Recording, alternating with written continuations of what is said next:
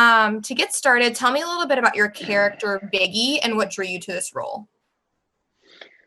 Well, Biggie is a salesman. He's the main representative of power.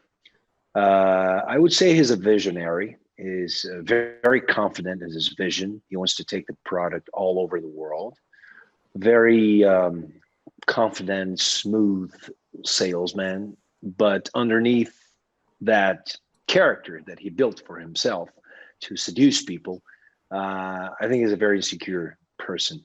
That gets, and I don't want to give spoilers, but there's a moment in the movie that is revealed very clearly, and that was the interesting thing. It's contradictory. It's a character that I've since the beginning I've tried to humanize him. I think villains are interesting to play, but also very tricky because it's hard to humanize them because the audience is like right away they just don't like them.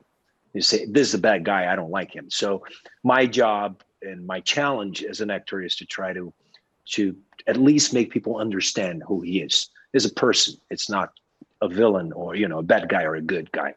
And it was interesting to take that journey with Biggie. Also, his transformation throughout the movie was something very exciting and stimulating for me. It's a process that I've went through before, but not as intense as this time. So I've learned a lot with this experience. What do you think sets this film apart from other stories about superpowered people? I think it's a very fresh approach to superpowers. It's not a superhero movie. It's about regular people that have a chance to have a superpower for 5 minutes after they take a pill. But the pill is very dangerous too. It could do harm. It could kill you. The premise is very interesting, and the idea of playing with superpowers, but not exactly talking about superheroes, appeared to me very just interesting material to play with, especially nowadays, the world we're living in. I think there is a very clear metaphor at the very center. I mean, in the title of the movie, it's called Project Power. So we're clearly talking about our need for power as human beings. How far do we go to have power? What we're capable of doing, and questioning all that. So I understand you had some pretty incredible practical stunts on the film, and I had to wear some pretty interesting prosthetics. Without giving away too much, tell me what that was like. Yes, I mean, Biggie goes through a very intense transformation throughout the film, physical transformation. I had a very long makeup session. I think it was about 9 hours. I had the pleasure and the luck to work with an amazing makeup artist. His name is Mike Marino, and he really, did an amazing job. So the interesting thing about this film is that there's very, very little CGI. Everything's shot, in a practical way. That's the style of the directors. I had to, one of the things that were, interesting to me to exercise is like to be focused, to work on my concentration, because I was for so many hours at the makeup chair getting ready.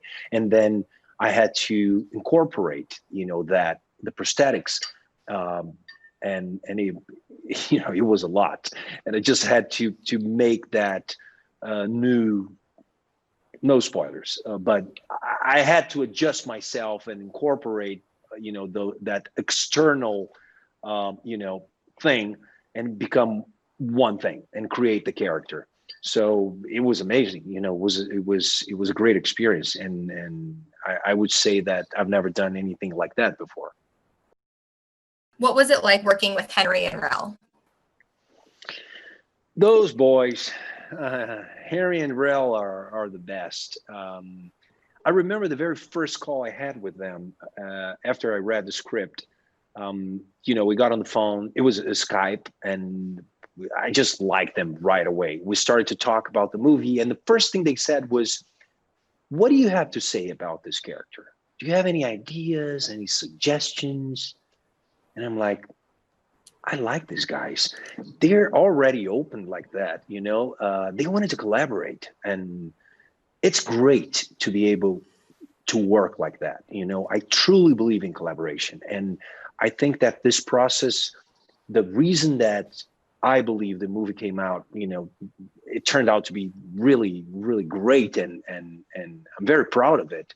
But the reason is also the way it was done. You know, the atmosphere on set, Rel and Henry, and then Jamie, Joseph, Dominic.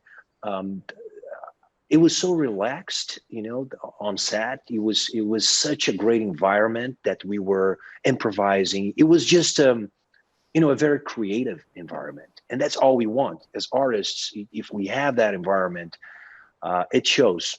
At the end of the day, you know, you see it, the result. It becomes something that you can tell, and I think that's the case with this film. What was it like working with Jamie Foxx and Joseph Gordon-Levitt? You know, I've been a fan of Jamie and Joseph for a long time, but you never know. You know, when you meet them, you never know how it's going to be. And I wasn't. I try not to create any expectations, but I was very. It was a happy surprise because they were so down to earth, accessible, and both of them. Jamie has a very he's just very intelligent. He's smart. He's quick. He's able to talk about anything, and he wants to make sure that everybody's okay, that everybody's having a good time. He would play songs for us on set. He would, you know, talk about so many different things. Um, I loved it. I had a great time, and Joseph too. I had good conversations with Joseph on set in between takes. You know, I really such a sweet guy, very talented, and very generous. You know, he was there. You know, when in movies, you know, you do your side, you do a close up, and then you turn the camera the other side, and then you have your co-star, the actor is there helping you, and you could tell that, you know, Joseph was always there, just trying to feed you and to help you, and that's very moving. It's very, you know, that's true collaboration. So I had a great time with both of them.